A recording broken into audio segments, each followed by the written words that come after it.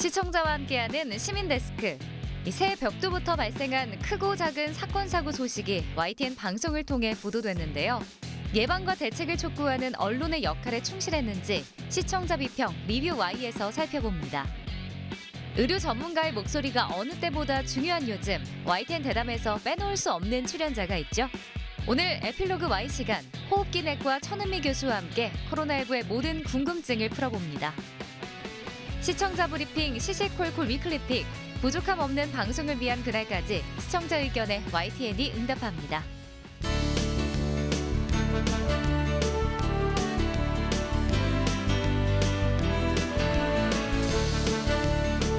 시청자 여러분 안녕하십니까? 시민데스크 강진원입니다. 희망찬 새해를 맞았지만 코로나19와의 전쟁은 여전히 현재 진행형입니다. 치료제가 도입됐다는 소식도 들리고 확산세도 다소 완화된 모습이지만 아직 안심할 단계는 아닙니다. 특히 설 연휴를 앞둔 시점이라 긴장의 끈을 더더욱 놓아서는 안 될 것 같습니다. 철저한 방역수칙 준수를 다시 한번 당부드리면서 이번 주 시민데스크 시청자 비평 리뷰 Y로 시작하겠습니다.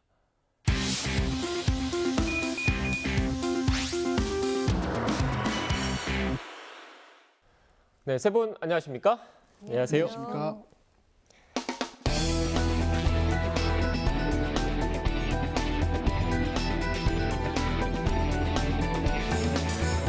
네, 오늘 리뷰 Y 시간 정영희 시청자 평가원님이 꼽아주신 주제부터 들어보겠습니다. 네, 중대재해처벌 등에 관한 법률, 약칭 중대재해처벌법이 1월 27일부터 시행이 된다고 합니다. 제정된 지 1년 만인데요. 산업 현장에서는 일어나는 사고가 줄어들 것이라는 기대가 있지만 기업은 기업대로 또한 노동자는 노동자대로 모호한 법 조항과 그리고 법률의 사각지대에 대해서 우려를 하고 있는 것이 현실입니다. 오늘 리뷰와이에서는 인명사고로 연결된 우리 사회의 여러 사건, 사고들을 YTN이 어떻게 보도하고 있는지를 집중 점검해 보도록 하겠습니다. 네, 평가원님 말씀 잘 들었습니다. 이렇게 연초부터 안타까운 사건, 사고들이 잇따르면서 관련해서 우려가 큽니다. 박사님, YTN 보도는 어땠습니까?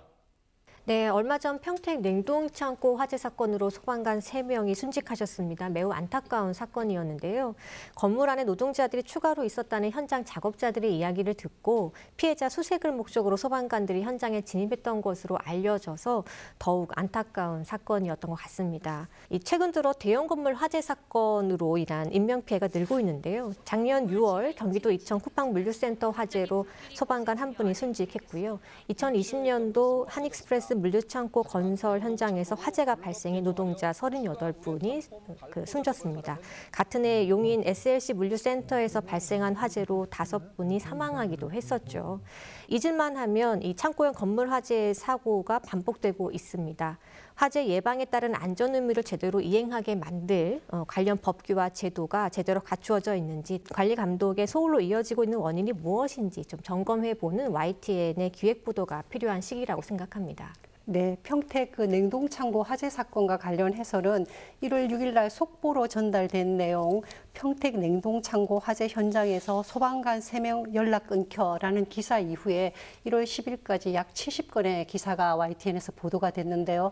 그만큼 국민들이 이 사건에 대해서 안타까워하고 있고 또 그런 안타까운 마음을 YTN의 보도가 반영을 했다고 볼 수가 있습니다. 네, 참 많은 보도가 있었는데요. 그 사고 때마다 예방 대책을 발표하고 또 공사 현장의 안전 의식이 강조되고 있습니다. 그런데 좀처럼 근절되지 못하고 있고요. 핵심적인 원인을 조금 더 명확하게 짚어줄 YTN만의 좀 보도가 필요할 것 같다는 생각이 듭니다.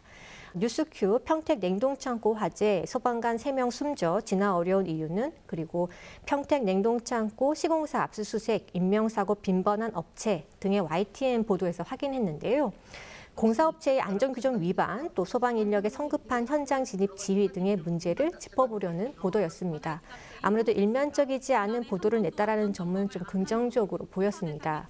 다만 조금 더 관련 보도를 내자면 해당 건물 시공사가 고용노동부가 발표한 중대재해 발생 사업장에 포함되어 있었다라는 그 리포트 내에서의 언급이 있었는데요. 이에 대한 좀 추가적인 설명이 없었다라는 점은 좀 아쉬웠습니다. 네, 맞습니다. 말씀하신 부분에 저도 동의를 하고요. 이천의 쿠팡 물류센터 화재 사건 때와 마찬가지로 이번에 있었던 그 평택 화재 사건은 똑같은 정말로 판박이처럼 똑같은 사고였습니다. 일반인의 인명피해는 없었고 소방관들께서 순직하신 그런 일이었는데요.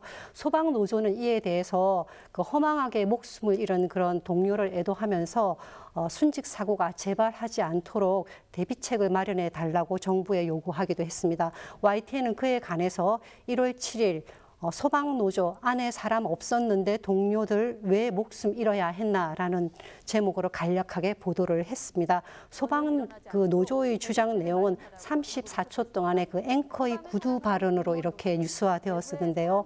소방노조의 발언에 의하면 현재 마련되어 있는 그런 재난 현장 표준 작전 절차, 네, 이것은 사고 발생 시에 소방관 개인에게 책임을 이렇게 지우는 용도로 기능을 하고 있다고 합니다. 또한 현장에 맞게 그 매뉴얼을 수정하고 그리고 현장을 모르는 지휘관이 양성될 수밖에 없는 그런 현재의 제도를 좀 개선해야 된다고 그렇게 강조를 하고 있거든요. 그래서 이번 평택 냉동창고 화재 사건을 보면 그 당시에 그 진입하셨던 그 소방관들께서는 복장을 완전히 다 갖추었고요. 그리고 공기호흡기도 물론 당연히 가지고 있었고요. 진압 장비까지도 완벽하게 그렇게 이렇게 착장을 한 그런 상태였다고 합니다. 그렇기 때문에 이것은 안전 불감증의 문제거나 아니면 개인의 소홀의 문제가 아닌 것이지요. 그래서 대응 체계의 문제는 없었는지 혹은 다른 구조적인 문제는 없었는지에 대한 궁금증이 있었습니다. 마침 YTN이 그에 대해서 이제 관련 보도가 나오는 듯해서 제가 YTN의 보도를 좀 유심히 살펴보고는 있었는데요. 소방노조의 의견을 이렇게 단순하게 전달하는 방식에서 그쳐서 아쉬움이 좀 있었습니다. 그 내용을 발굴을 하고 그리고 분석을 하고 평가를 해서 보도하는 것이 좀 더 좋은 그런 보도일 수도 있지만 사실은 좀 민감한 문제이기도 합니다. 그럼에도 불구하고 꼭 필요한 순간에 앞장서서 주의를 환기시키는 것이 또한 언론의 역할이 아닌가라고 생각을 합니다. 네, 그러니까 사건, 사고 발생 그 자체를 보도하는 데 그치지 않고 철저한 원인 규명 그리고 재발 방지책 마련에 YTN 보도가 일조했으면 좋겠다 이런 지적이신 것 같은데 에디터님께서는 어떻게 생각하십니까? 네, 그 YTN 보도의 핵심을 보면 요즘에 이제 우리가 뭐 출연도 많이 하고 이제 기자도 뭐 리포트도 많이 하고 여러 뉴스가 이제 보도가 됐는데 냉동 창고나 이 물류 창고가 늘고 있고 그래서 창고를 지을 때 이 단열재가 필수라고 합니다. 그래서 스프링클러나 뭐 소방차 진입로 그리고 비상계단 이런 불이 났을 때 대응할 수 있는 시설을 필수적으로 설계합니다. 지금까지 화재가 난 곳은 대부분 이런 그 설계와는 거리가 먼 곳입니다. 이런 구조적인 그래서 20만이 기준이니까 연면적을 19만 얼마 이렇게 하는 데도 있다고 합니다. 그래서 이걸 조금 더 실효성 있게 하려면 법안도 고쳐야 되고 이 법을 또 10으로 하면 또 9만 얼마로 또 이렇게 해야 되지 않습니까? 그러니까 실제적으로 안전을 담보할 수 있는 장치를 좀 더 그 마련하는 것이 먼저가 돼야 되지 않나 이렇게 생각을 합니다. 네, 그러니까 관련 규제의 사각지대에도 좀 짚어봐야 된다 이런 말씀이셨는데 박사님 말씀 이어서 들어볼까요? 네, 또 얼마 전 고양시 일산 지역에서 땅 꺼짐 현상이 발생하지 않았습니까? 자칫 큰 사고로 이어질 수 있었기 때문에 이 또한 YTN의 지속적인 보도가 또 예방 보도가 필요했었다라는 생각이 듭니다. 지난 3일 땅 꺼짐, 고양 상가 정밀 검사, 모래위라 집안 약해 보도를 보면은요, 이 건물 붕괴 위험을 사전에 알 수 있도록 진동 감지 센서와 CCTV를 설치했다라는 점을 알려주었습니다. 그리고 해당 보도에서 이 지역 자체가 집안이 위험한 곳이다라는 점을 지적해 주었고요. 기반공사의 중요성을 언급한 전문가의 목소리도 강조해 주었습니다. 기존 건물에서 좀 더 깊게 기반공사가 이루어지지 않는다면 위험하다라는 점을 좀 지적해 주었고 이러한 기준을 건축 시공에서 관리 감독할 방안이 무엇인지 또 이번에 피해를 입은 상가 주민들의 경우 보상이 제대로 이어질 수 있을지 이 후속 보도가 좀 필요하지만 이 보도에서는 좀 그러한 상태 언급만 좀 나온 부분은 좀 아쉬웠었던 것 같습니다. 주변 인근 지역에서 그 유사한 사건이 발생했었다라는 점, 그리고 이에 대한 적극적인 원인 규명 및 진단이 필요하다라는 점을 앞으로도 계속해서 주목해주고 또 추가 피해가 일어나지 않도록 예방하는 보도가 좀 꾸준히 이어나갔으면 좋겠습니다. 네, 금방 박사님께서 말씀하신 내용을 가지고 잠깐 살펴보면은 1월 10일 날 YTN의 보도가 조금 유용한 것이 있었는데요. 안전사고 방지 대책 내놓은 한전, 실효성은이라는 주제로 이렇게 보도가 됐습니다. 대담 내용이었는데요. 작년 11월에 한전의 협력업체 한 직원이 그 고압선에서 감전되어서 사망하는 사건이 발생했었습니다. 그 이후에 약 두어 달 만에 한전에서 이제 사고 방지 대책을 내놓은 것인데요. 이 뉴스는 후속 보도의 형식이긴 한데 대담으로 진행이 됐었습니다. 외부 전문가를 모시고 그리고 한전의 대책과 그리고 그 대책이 실효성이 있는지 이것에 대해서 꼼꼼하게 점검을 했습니다. 특히 전달 양식에서 좀 좋은 점을 하나 말씀을 드리고 싶은데요. 화면으로 구성됐던 시각적 메시지가 그 발언자의 구두 메시지하고 잘 어울리면서 시청자에게 정보적으로 아주 유용하게 요약이 잘 되어서 들어왔었습니다. 한전의 대책을 항목별로 제시를 하면서 그 순간순간에 그래픽을 구성을 했고요. 그래서 시청자로서는 아주 간략하고 명료하게 내용을 이해를 할 수가 있었습니다. 네, 정보의 전달력을 높이기 위한 제작진의 노력을 또 평가해 주신 것 같습니다. 네, 맞습니다.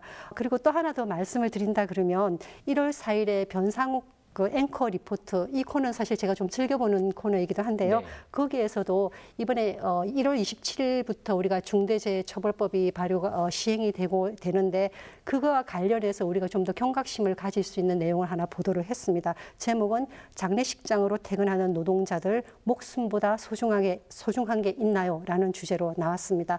기사를 보면 짧은, 그렇게 길지는 않았는데요. 우리 언론의 주목을 받지 못했던 여러 가지 사건들을 많이 얘기를 했었습니다. 중대재해처벌법에 대한 언론의 상반된 그런 반응에 대해서도 보도를 했고요. 그리고 종합적으로 판단을 해보면 누가 보아도 중대재해처벌법은 자급자의 생명을 지키는 데 아주 중요하다는 것을 인식할 수가 있었습니다. 이 처벌법이 지금 현재는 좀 맹점이 있을 수 있고요. 또 실용성의 문제에서도 현장에 적용되는 어려움이 있을 수는 있겠지만 이 시작 자체가 얼마나 중요한지를 이 1월 4일 변상욱의 앵커 리포트를 통해서 우리가 더 강하게 인지할 수 있었던 그런 좋은 점이 있었다고 생각을 합니다. 네.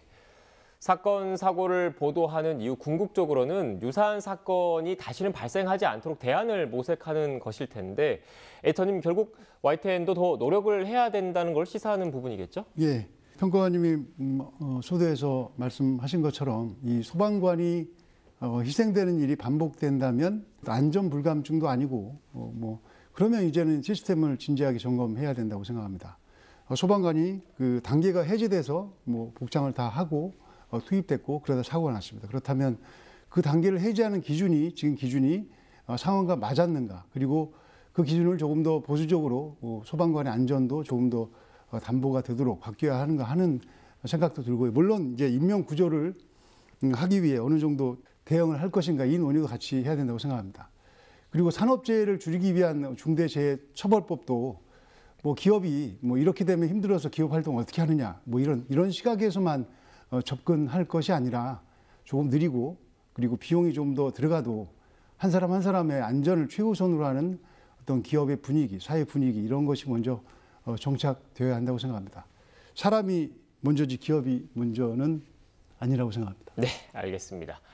두 분 들려주신 오늘 말씀 정리해 보겠습니다. 마지막으로 이것만은 꼭 명심할 수 있도록 평가원님부터 한 줄로 요약해 주시죠.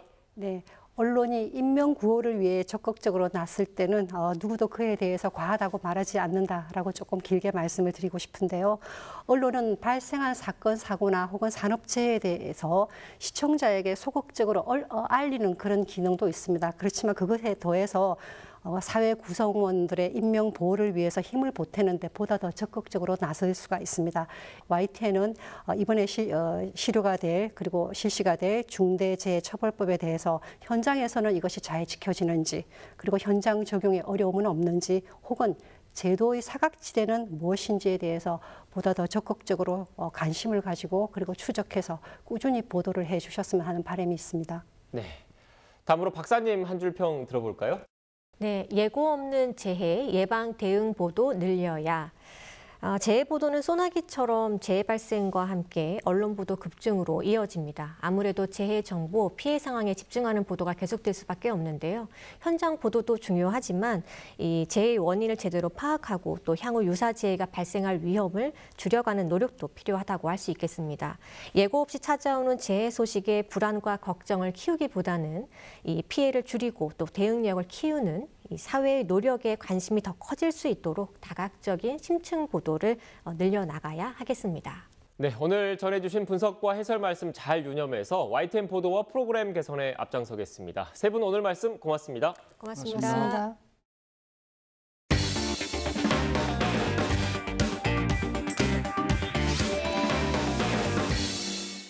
오늘 에필로그와이에선 YTN 애청자라면 누구나 한 번에 알아볼 수 있는 반가운 얼굴을 만나보겠습니다. 백신 접종부터 방역 패스 논란까지 호흡기내과 천은미 교수와 함께 코로나19 대응에 관한 이모저모를 살펴보겠습니다. 지금 바로 만나보시죠. 알기 쉬운 설명으로 실생활에 꼭 필요한 코로나19 정보를 알려주고 있는 천은미 교수.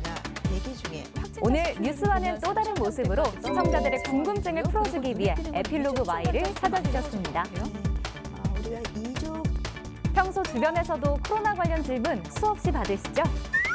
아는 분뿐 아니라 환자분들, 특히 택시를 타면 제 목소리를 듣고서 갑자기 질문하시는 분들 계셔서 제가 그래도 상당히 많은 분들에게 좀 이렇게 도움을 줄 수 있는 그런 입장이 될 수 있구나 생각하고 있습니다. 주변에 이렇게 계속 물어보잖아요. 근데 힘들진 않으세요? 저는 힘들다는 생각은 하지 않습니다. 도리어 그런 분들이 저에게 이렇게 문의를 하실 때 제가 조금이라도 도움이 되는 점에 대해서 정말 감사하게 생각하고 있습니다. 오늘 에필로그 Y 시간 호흡기내과 천은미 교수와 함께합니다. 네, 교수님 어서 오세요. 안녕하십니까. 반갑습니다. 코로나19 하면은 천은미 교수님이 가장 먼저 생각나는데 저도 오늘 교수님 나오신다고 해서 좀 여쭤볼 거 많이 생각을 했습니다. 하나하나 좀 답변을 해주세요. 네, 알겠습니다. 네, 먼저 코로나19 관련해서 최근 가장 이슈가 되고 있는 건 뭐라고 생각하시나요? 아마도 국민 입장에서는 확대되는 방역 패스와 부스터 접종이 아닐까 생각합니다. 지금 교수님이 언급하신 이 방역 패스가 최근 많은 관심이 아닐까 싶습니다. 근데 이렇게 몸에 이상이 있어서 백신 접종을 못하는 분들이 좀 계실 거 아니에요. 근데 이번 주부터 또 대형마트나 뭐 백화점의 출입을 사실상 금지하기도 했잖아요. 이런 분들은 그럼 어떻게 해야 되나요? 임산부라든지 또 과거에 어떤 백신 접종으로 부작용이 있던 분들, 1차 접종 후에 심각한 부작용이 있던 분들은 백신 접종을 할 수가 없습니다. 그래서 이런 분들 접종을 하지 못하고 개인적 선택을 해야 되는 이런 분들에 대해서는 정부가 좀 폭넓게 예외 인정을 해 주시는 것이 필요하고, 특히 마트나 백화점 같은 경우는 기본 생활권을 우리가 가져야만 되는 공간이고, 또 학원 같은 경우는 학생들이 공부를 하는 기본권을 갖는 공간이거든요. 이 공간들은 마스크를 쓰는 공간이에요. 네. 그렇기 때문에 감염의 위험이 높다고는 과학적 증거가 없다고 저는 개인적으로 생각하고, 방역 패스는 과학적으로 정말 어떤 감염 위험이 높거나 마스크를 쓰지 못하는 공간에 한해서 저는 하는 것이 필요하다고 생각합니다. 네, 지금 뭐 방역 패스 이야기가 나와서 이 얘기를 좀 안 해볼 수가 없는데 사실 요새 교수님도 조금 화제가 되셨었잖아요. 뭐 어떠셨어요, 최근에? 사실 저는 백신을 맞으라는 입장보다는 최신 연구에 나온 백신의 효과를 말씀을 드리고, 하지만 항상 백신의 부작용에 대해서 제가 부작용을 겪은 사람이기 때문에 말씀을 드렸고, 또한 백신 부작용뿐 아니라 백신 패스에 대해서는 개인적으로 학습권 침해라든지 이런 면에 대해서는 항상 반대 입장을 갖고 있어서 정부에 대해서도 비판적인 입장에는 항상 저는 비판을 해왔던 입장이었고, 네. 그런데 비해서 이번에 이렇게 문제가 됐던 것은 국민들이 그만큼 백신 패스를 위해서 강제 접종에 대한 어떠한 불안감과 우울감, 분노가 저에게 일부 투사를 한 거라고 저는 생각을 했습니다. 네, 그런 면에서 이번 논란이 조금은 어떤 정부에게 백신 패스에 대한 부당함과 백신 패스의 예외 조항에 대한 일종의 각성이 됐으면 하는 마음을 갖고 있습니다. 네. 근데 뭐 억울한 부분도 있으시고 사실 악성 댓글이 좀 많았잖아요. 마음고생도 있으셨죠? 안 보려고 했지만 네. 좀 보게 됐습니다. 볼 수밖에 또 없잖아요. 네, 많은 분들이 보지 말라고 하셨고, 네. 뭐 격려 메시지도 있지만 그분들은 아마도 제가 인터뷰하는 이런 여러 가지 내용들을 잘 모르시거나, 그러니까 화면에 나오는 그런 면만 좀 보시지 않았나. 그래서 앞으로는 제가 인터뷰하는 내용이 있으면 잘 봐주시면 네, 이러한 오해는 저는 불식될 것으로 확실하고 있습니다. 저는 시청자분들에게 어떤 코로나에 대한, 백신에 대한 정확한 정보를 드리고, 또 정부에 비판할 것은 비판하고 이런 입장임을 다시 한번 말씀드립니다. 지금도 4차 접종이 필요하다. 결국 N차 접종이 필요하다는 얘기까지 나오고 있거든요. 그래서 저희가 뭐 아기 때 맞는 백신이라든지 아니면 독감 같은 경우는 뭐 평생 한 번 맞는다든지 뭐 1년에 한 번씩 맞잖아요. 근데 코로나19 백신은 지금 몇 달에 한 번씩 맞는 거잖아요. 이렇게 계속 자주 맞아야 되는 건가요? 독감 백신과 코로나19 백신은 같은 RNA 바이러스입니다. 그래서 독감은 우리가 유행 시기가 있기 때문에 겨울이 들어 쓰는 선입에 주사를 맞고 그다음에 내년 봄까지 한 6개월 정도 유지가 되죠. 그런데 코로나19는 1년 내내 지금 유행을 하다 보니까 지금 부스터까지 맞게 되는 그런 문제가 발생하고 있습니다. 그럼 1년 내내 유행을 하면 내년에도 내후년에도 이렇게 몇 달에 한 번씩 계속 맞아야 되는 거 아닌가요? 우리가 부스터를 맞는 이유는 이 중화항체가 올라가게 만드는 거예요. 중화항체가 올라가게 만든다는 건 뭐 면역력이 생기게 만드는 그렇죠. 건가요? 우리가 이제 두 가지 면역이 있어요. 그러니까 중화항체는 바로 바이러스를 막아주는 1차 방어벽이고요. 그다음에 중화항체는 시간이 지나면서 떨어집니다. 이스라엘 사례를 보면 3개월 정도가 지나면 중화항체가 확실히 떨어져서 다시 확산이 되거든요. 네. 그렇다면 모든 분이 3개월마다 접종을 할 수는 없어요. 접종을 1회만 하더라도 우리 몸에는 기억하는 그런 면역 세포가 있어요. 그 세포가 시간이 좀 걸리지만 활성화가 되면서 2차 방어막에서 중증으로 가는 것을 막아주는 그런 효과를 갖고 있거든요. 그렇다면 고위험군에 대해서는 필요하면 부스터를 맞겠지만 그렇지 않은 경우는 1차 접종이나 2차 접종만 가지고도 우리가 개인 방역을 잘 신경 쓰면서 할 수 있다는 거죠. 역시 또 이번 달에 가장 큰 이슈는 바로 먹는 치료제가 아닐까 싶어요. 의료진들 사이에서 이 먹는 치료제에 대해서 어떻게 생각하고 계신가요? 좀 기대감을 갖고 계신가요? 저는 개인적으로 기대감을 갖고 있습니다. 우리가 신종플루 때 물론 백신이 큰 역할을 했지만 신종플루가 일반 독감으로 토착화된 것은 타미플루란 경구치료제였어요. 이 경구치료제는 특징이 백신이나 항체치료제는 이 코로나19의 스파이크 단백질에 맞춰서 만든 거기 때문에 스파이크 단백질의 변이가 생기면 효과가 떨어질 수밖에 없습니다. 그렇지만 경구치료제는 이미 바이러스가 인체 내에 들어와서 바이러스 복제 과정에서 복제를 못하게 하기 때문에 변이에 관계가 없어요. 치료제는 그럼 변이가 생겨도 먹으면 효과가 다 있는 건가요? 그렇습니다. 거의 동일한 효과를 나타낼 수 있다는 장점이 있고 증상 발현 5일 정도 이내에 복용을 했을 때 팍슬로비드 같은 경우는 88%의 효과를 가져오고 10명 중에 1명만 입원을 한다는 굉장히 좋은 효과가 있기 때문에 이 정도면 의료체계가 지금처럼 코로나19로 대비를 하는 것이 아니라 일상의 진료를 보면서 집에서 약을 타서 복용하는 이런 식으로 갈 수가 있을 것 같습니다. 자, 이번에는 뉴스 대담에서 좀 하지 못했던 이야기를 해볼까 하는데요. YTN의 코로나 소식을 이제 저희는 의료 전문가들이 나와서 교수님처럼 이렇게 전해드리고 있습니다. 의료 전문가로서 보시기에 YTN의 이 코로나19 관련 보도는 좀 어떤가요? 잘 하고 있는 건지 궁금해요.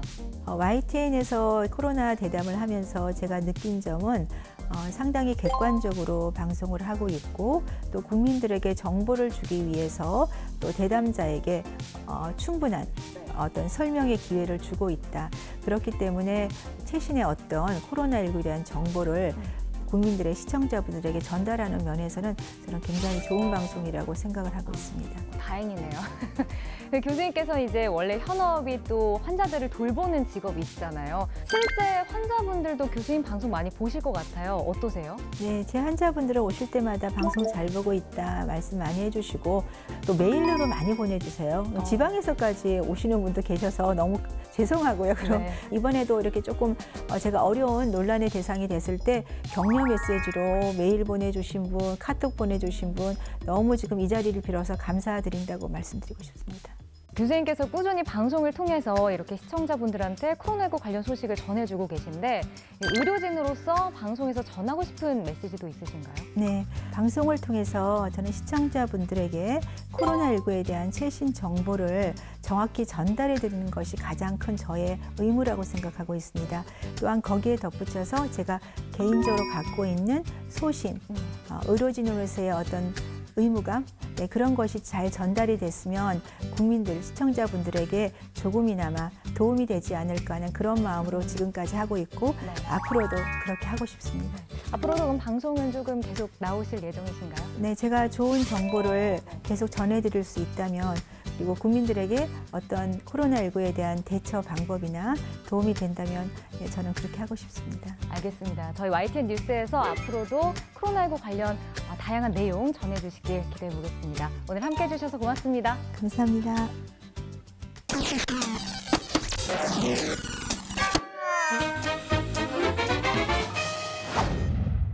가장 빠른 옴부즈맨 프로그램 그 기록을 모아보는 시간입니다. 시청자 브리핑 시시콜콜 위클리픽. 이번 주 시청자 의견 함께 보시죠.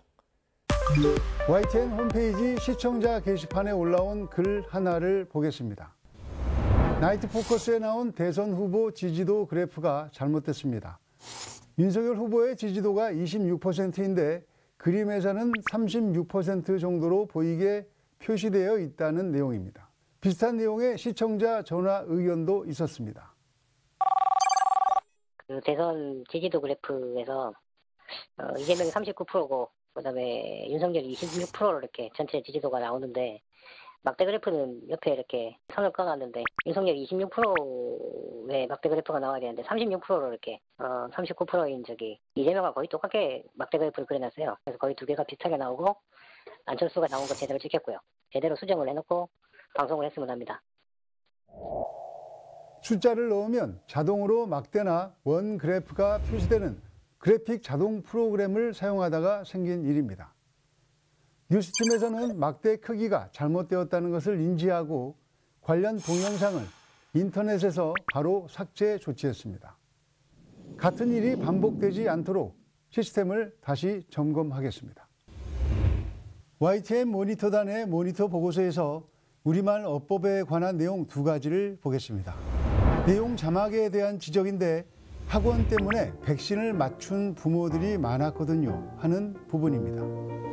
백신이나 주사는 맞추다가 아니라 마치다라고 적어야 한다는 것입니다. 사전에 보면 마치다는 침, 주사 따위로 치료를 받게 하다, 맞다의 사동사 이렇게 나와 있습니다. 반면 맞추다는 서로 어긋남 없이 조화를 이루다, 서로 떨어져 있는 부분을 제자리에 맞게 대어 붙이다라는 뜻입니다. 따라서 백신을 맞추다가 아니라 백신을 마치다가 바른 표현입니다. 이번엔 띄어쓰기입니다. 두 기사가 나란히 보도됐는데 같은 단어를 다르게 쓴다는 지적입니다. 앞서 680조 원 투자 필요라고 조와 원을 붙였었는데 뒤에서는 3조 원 투자한 이렇게 조와 원을 띄었었습니다. 돈을 표기하는 단위 원은 띄어쓰는 것이 맞습니다. 방송을 하다 보면 속보를 전해야 하는 상황에서 글자 수가 많을 때 불가피하게 띄어서 써야 할 것을 붙여서 쓰는 경우도 있습니다. 하지만 시간도 있고 자막을 넣을 공간도 충분할 경우 사소하게 보이는 작은 것도 바르게 표기하는 것이 신뢰를 쌓아가는 일이라고 생각합니다. 20대 대통령 선거가 2달도 채 남지 않았습니다. 유권자들의 마음을 사로잡기 위한 각 후보들의 공약이 쏟아지면서 관련 보도도 잇따르고 있습니다. 인구 감소로 병력 자원이 부족해지는 가운데 대선 후보들이 모병제 공약을 제시하면서 병역제도 변화에 관심이 쏠리고 있습니다. 국민의힘 윤석열 대선 후보가 수도권 광역급행철도 GTX를 대폭 확충하는 공약을 내놓았습니다. 현실화한다면 수도권 교통에 큰 도움이 되겠지만 사업이 제대로 진행되지 않으면서 부동산 시장만 자극할 수 있다는 우려도 제기됩니다. 군 복무, 부동산 이슈 등 워낙 관심이 높은 사안이다 보니 시청자들의 반응도 뜨겁습니다. 모병제하면 금수저, 은수저 없이 10중 8구 흑수저들만 모이게 된다. 병역 문제만큼은 수저 논란 만들지 마라. 천문학적인 비용이 들어가는 건데 이미 계획된 것부터라도 차근차근 잘하자. 즉흥적으로 공약만 남발할 문제가 아니란 말이다. 선심성 공약이 아닌 제대로 된 정책을 요구하기도 했습니다. 때마침 이재명, 윤석열 두 후보의 주요 공약이 발표됐는데요. 대담 코너에 출연한 전문가들은 공약 내용과 의도를 분석하고 공약에 대한 검증 필요성을 제시했습니다. YTN은 이달 중순부터 기획 이슈팀이 선거단, 정치부 등과 함께 각 후보의 정책과 공약 검증, 팩트체크 등을 포함한 기획물을 시리즈로 준비하고 있습니다. 다양한 전문가들을 취재해 분야별 공약을 충분히 비교 분석할 계획입니다. 선택 2022, YTN과 함께해 주십시오. 저는 백신 미접종자인데요. 근데 정부에서 요즘에 미접종자 보호를 위해서 방역 패스를 한다고 하는데 YTN이 미접종자들의 의견을 들어보고 뉴스를 하나 냈으면 좋겠습니다.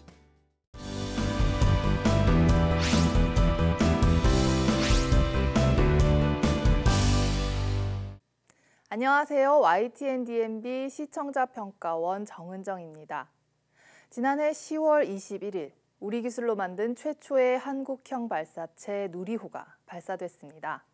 올해 2차 발사가 계획되어 있어 또 한 번 기대가 커지고 있습니다. 누리호는 어떻게 만들어졌고 우리에게 어떤 의미를 남겼는지 궁금하시다면 다큐 S 프라임이 좋은 대답이 될 것 같습니다.